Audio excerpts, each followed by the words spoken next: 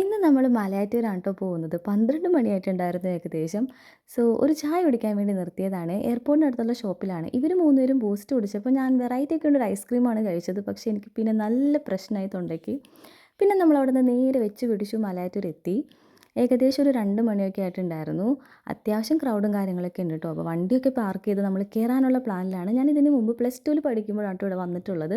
അപ്പോൾ എന്തൊക്കെയോ ഒരു വ്യത്യാസമൊക്കെ പോലെ എനിക്ക് ഫീൽ ചെയ്യുന്നുണ്ട്. എന്താണെന്നറിയില്ല.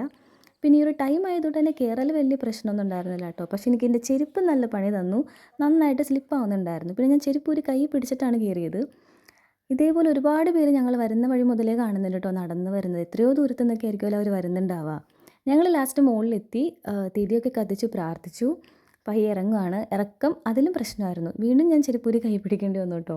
പിന്നെ ഞങ്ങൾ വരുന്ന വഴി എയർപോർട്ടിനടുത്ത് ഫ്ലൈറ്റ് കാണാൻ വേണ്ടി നിർത്തിയിട്ടുണ്ടായിരുന്നു. ഒരു ഫ്ലൈറ്റേ കണ്ടുള്ളൂ. പക്ഷേ 2 ട്രെയിൻ കണ്ടു.